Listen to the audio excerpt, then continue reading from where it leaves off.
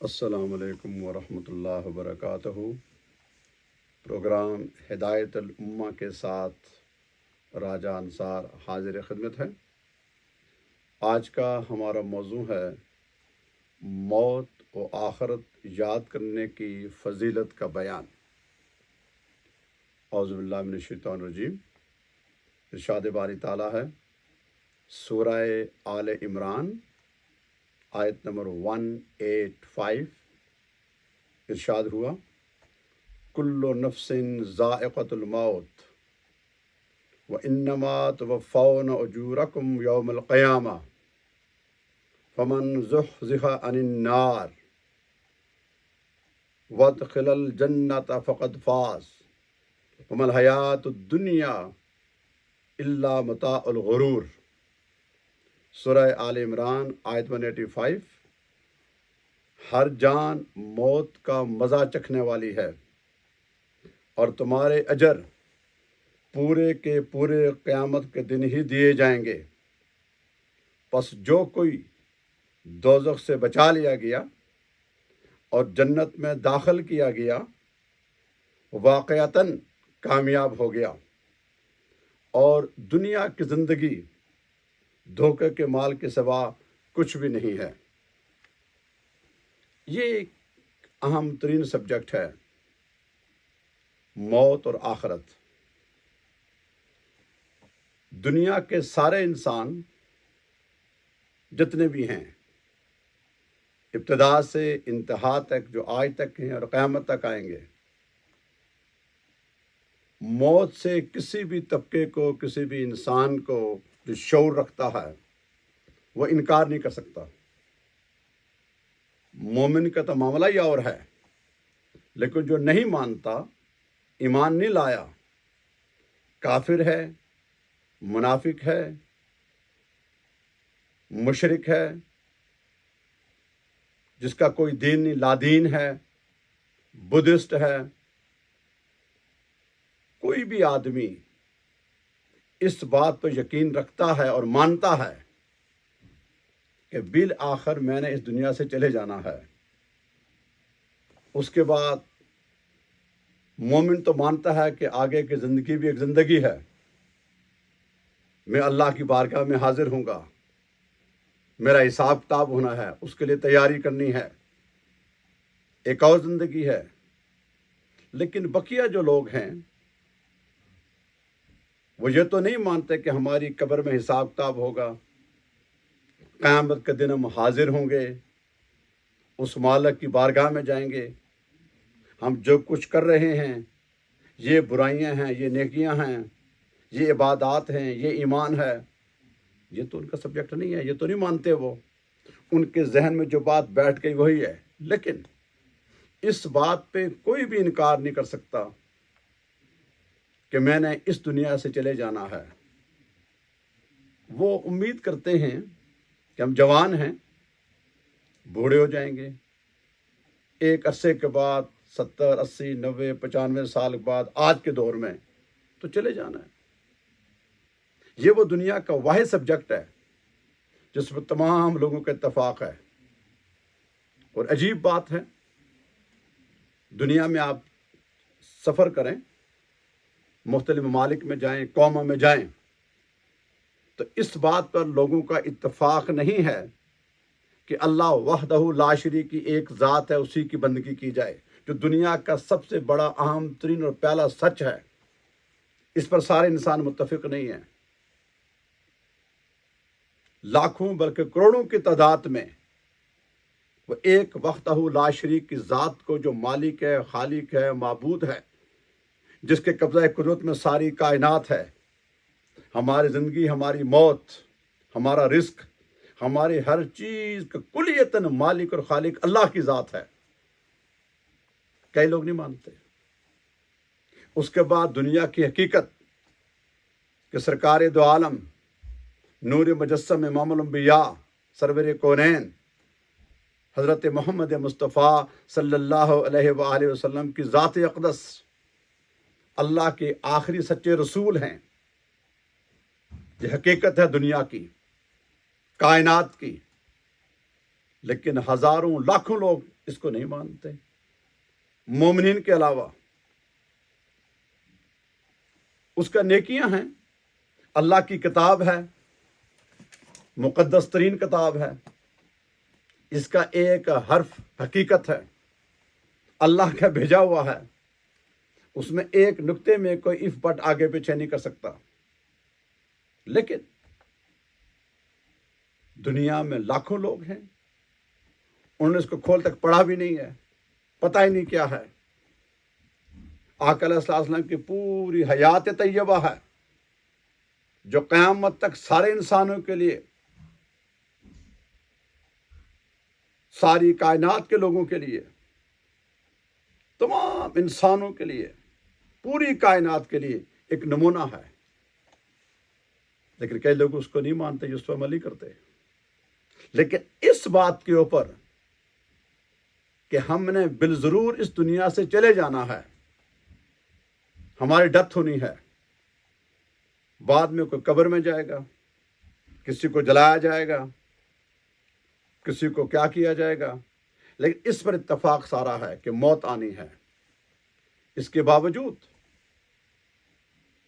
یہ جانتے ہوئے بھی کہ ہم نے اس دنیا سے چلے جانا ہے، چھوڑ دینی ہے، آج بھی ایمان والوں سمیت لاکھوں کروڑوں کثیر تعداد میں لوگ اس امید پر دن رات مال بھی جمع کرتے ہیں، بڑی بڑی عمارتیں بناتے ہیں، بڑے بڑے محلات بناتے ہیں، مال و زر جمع کرتے ہیں، اور سب کو پتہ ہے ہم چھوڑ کر جائیں گے.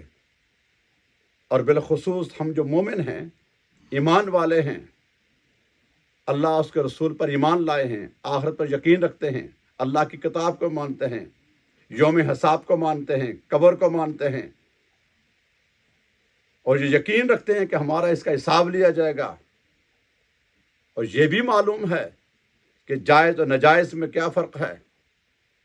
لیکن آپ دیکھ لیجیے ہماری سوسائٹی میں، ہمارے معاشرے میں، امت مسلمہ میں، آقا علیہ الصلوۃ والسلام کی امت میں، کلمہ گو میں، نماز روزہ حج زکوٰۃ ادا کرنے والوں میں ایک بہت بڑی تعداد موجود ہے اور چلی آئی ہے کہ ہمیں اس دنیا کے مال زر سے محبت ہے، اور آخرت جو ہے جس کو ہم نے ضرور بالضرور جانا ہے،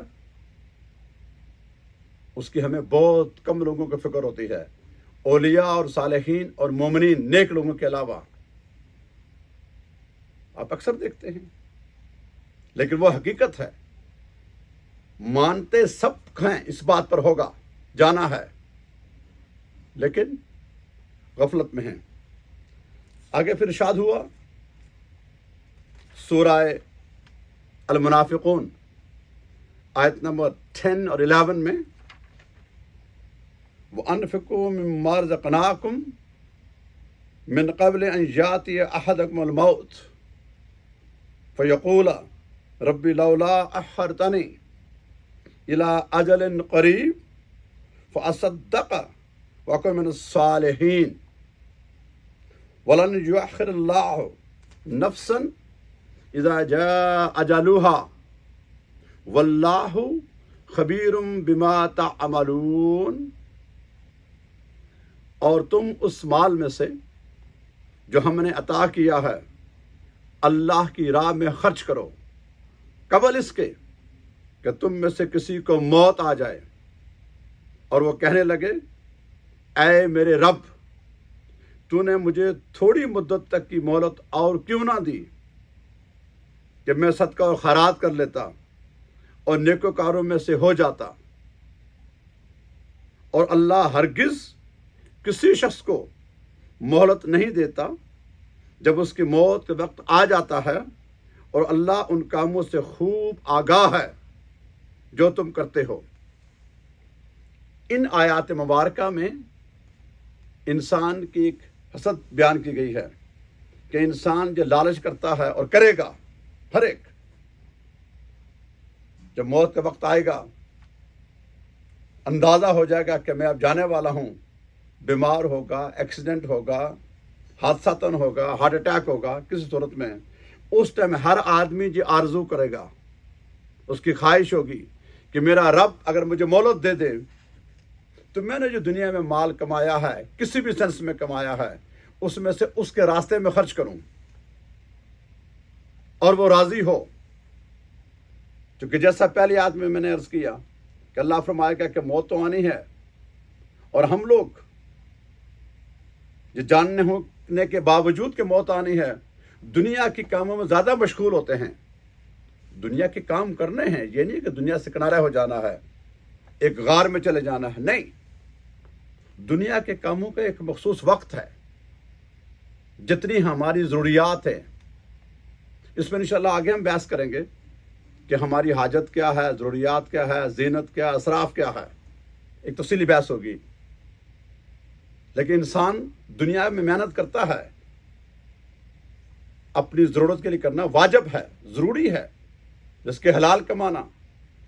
اس دنیا میں انسان رہے گا تو مکان میں رہے گا، لباس پہنے گا، کھانا کھائے گا، نیند کرے گا، شادی بیاہ ہوگی، بیوی بچوں کی کفالت کرے گا، بچوں کو ریز کرے گا، ماں باپ کی خدمت کرے گا، یہ سارے کام کرنے ہیں، مگر اس کے ساتھ اپنے رب کو نہیں بھولنا۔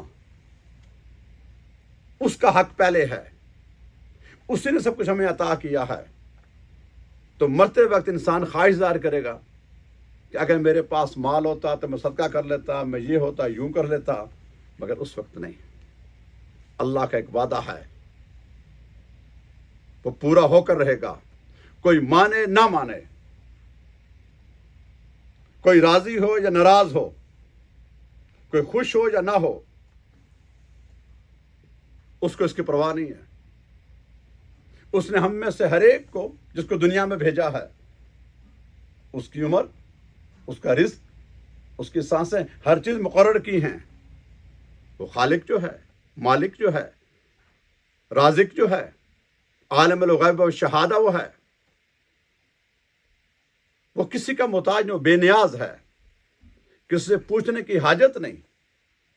اس وقت جب وقت آ جائے گا موت کا، تو کسی کو ایک لمحہ، ایک سیکنڈ نہ اس سے پوچھا جائے گا، نہ اس کو بڑھایا جائے گا، نہ کم کیا جائے گا۔ ہاں، دنیا میں ایک ہستی ہے کائنات میں، اول و آخر، میرے اور آپ کے آقا سرکار دو عالم حضرت محمد مصطفیٰ صلی اللہ علیہ وآلہ وسلم، ان کی بارگاہ میں اللہ کا پیغام آیا، فرشتے نے سلام عرض کیا، اجازت مانگی اور اللہ کا پیغام دیا۔ اللہ نے فرمایا ہے کہ میرے حبیب، آپ دنیا میں رہنا چاہتے ہیں یا آنا چاہتے ہیں؟ تو آقا علیہ الصلوۃ والسلام کی ہر ادا، ہر لمحہ، ہر خواہش اللہ کی مشیت کے عین مطابق ہوتی ہے۔ تو آقا علیہ الصلوۃ والسلام نے اپنے رب سے ملاقات کو پسند فرمایا۔ وہ چاہتے تو رہ جاتے، بس ایک ہستی ہے، اس کے علاوہ کل اولیاء صالحین گزرے ہیں، جی کسی کا اختیار نہیں ہے، مالک کی مرضی ہے، وہ لے کے جائے گا آپ کو۔ یہ زندگی اس کی امانت ہے، دنیا کے ہر چیز اس کی امانت ہے۔ ہم یہاں پر آ رہے ہیں ٹیمپریری، تھوڑی دیر کے لیے۔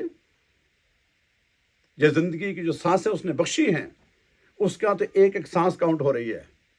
ہم غافل ہیں، اور ہمارا جو اصل گھر ہے، جس کو قبر کہتے ہیں، جو ایک دن میں 70 مرتبہ ہمیں پکارتا ہے بار بار کہ تم نے میرے پاس آنا ہے، میرے پاس روشنی نہیں ہے، میرے پاس ہیٹ اور اے سی نہیں ہے، میں ایک بند کمرے گڑا ہوں، ساتھ نیک اعمال کی روشنی لے کر آنا، اعمال صالح کی جو ہے نا ونڈوز اور ڈور لے کر آنا، صدقہ خیرات اور نیکی جو کمایا ہے اس کے لیے روشنی کا لیمپ لے کر آنا۔ یہاں رہنا ہے، صدیوں رہنا ہے، کوئی کھول کر چیک نہیں کرے گا، کوئی پوچھے گا نہیں۔ خوش نصیب ہیں، ان کے پیچھے ان کی اولاد ہے، اسٹوڈنٹس ہیں، جو معاشرے کے نیک لوگ ہیں، ان کے وقت ملے ان کے لیے ہاتھ اٹھا کے دعا کر لیں، بڑی غنیمت ہے۔ لیکن عملاً معلوم نہیں ہے، آپ کا اختیار نہیں ہے۔ جن کے لیے ہم جیے تھے، دن رات ایک کیا تھا، خون پسینہ ایک کیا تھا، مال و دولت کمائی تھی، سب سے پہلے وہی تو ہمارے لباس اتارتے ہیں، कीमती लिबास पहना होता है, घड़ी पहनी होती है, पता नहीं क्या हमने कुछ किया होता है, वो उतारते हैं। फिर उसके बाद बड़ी गनीमत है कि वो आंसू के साथ नहलाते हैं, कफन पहना लेंगे और एक कब्रिस्तान में जाके गड़ा खोद कर वहां दफन करके आएंगे, जनाजा पढ़ लेंगे आपका, और ना चाहते हो भी वापस आ जाएंगे। थोड़ी देर किसी ने खड़े होकर दुआ खैर कर ली, उसकी किस्मत। और उसके बाद पलट के कोई वहां खोल के नहीं देखेगा कब्र को, इस अंधेरे घड़े में क्या हो रहा है, वो किस हाल में है। और पीछे जो माल हमने कमाया होगा उसके वारिस वो होंगे, बेटा है, बेटी है, बीवी है, बहन भाई हैं। और अगर कोई नहीं है तो दूसरे दूर के लोग आके ले लेंगे, रियासत ले लेगी। आपके पास कुछ नहीं है मासवाए नेक अमाल के। वो वक्त जो उसकी याद में गुजारा, जो माल कमाया, उसमें से अपनी ज़रूरत के अलावा, ज़रूरत पर खर्च करना ज़रूरी है ना, फ़र्ज़ है हमारे ऊपर, उसके रास्ते में खर्च किया। $1 किया, 1000 किया, 100 किया, उसके यहाँ वो काउंट है। हम तो अपनी अपनी हैसियत के मुताबिक ख़त्म करते हैं। वो अपनी शान के लायक अता करता है जो उसकी शान के लायक है, तो उसने अता करना है। उसके यहाँ कभी गलती नहीं होती। वो एक नहीं, वो 10 मरतबा, 10 टाइम ज़्यादा या 700 गुना अता करेगा।